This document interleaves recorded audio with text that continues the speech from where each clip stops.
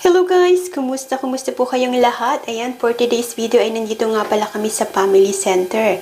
At before ako mag-start ay mag-shoutout muna tayo kay Sis Isabel 29. Ayan, thank you sa support sis. Thank you so much.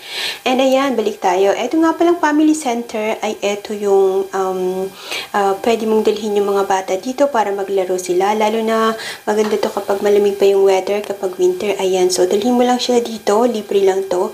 So, late ko na nga lang din nalaman. Ngayon ko lang nalaman to sa pangalawang baby ko. Nung una, hindi ko to nagagawa kasi hindi ko alaman. Siguro, dahil pandemic din nung time na yon kaya hindi na rin. Kaya okay lang din.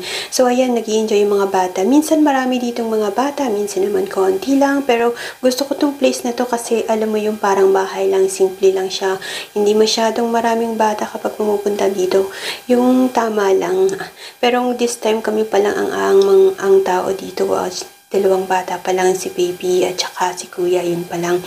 And ayan guys, yan. So, dito may laruan, maglalaro, maraming mga laruan sila na pagpipilian, may slide, and dun sa kabila, pwedeng kang kumain dun kapag nagutom yung mga bata. So, napakagandang dilhin to, lalo na sa mga bagong mga mami yan. At kung hindi nyo alam to, libre lang to.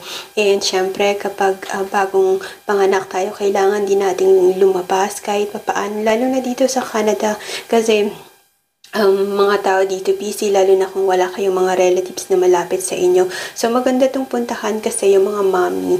So, ma-avoid din natin yung postpartum depression. So, yung mga bata, may expose din sila. So, ang laking improvement ng aming kuya ngayon. So, ang aming baby sanay na siya sa tao ngayon. Kaya, napakalaking advantage din talaga na i-expose sila sa tao kasi hindi sila takot sa tao. Hindi kagaya ng aming kuya nung una takot sa tao. Hanggang ngayon na lang din siya natututo. So, kailangan namin sanayin kasi malapit na rin siyang mag-school. And, ayan, maganda talaga tong place na to para sa mga bata, lalo na kapag medyo malamig. Ayan, guys, na-share ko lang sa inyo. Ayan, sa hindi nakakaalam, libre lang to. Punta kayo dito or i-search nyo sa pinakamalapit kung saan yung family resources. Ayan, pwede. At makakakilala rin kayo ng ibang ng mga mami. Ayun, so makakapagkwentuhan kayo at malilibang din kayo. Hindi lang mga bata, kundi para sa mga mami na rin, sa mga magulang. Ayan, guys. Thank you pagsama sa amin ngayong araw na to.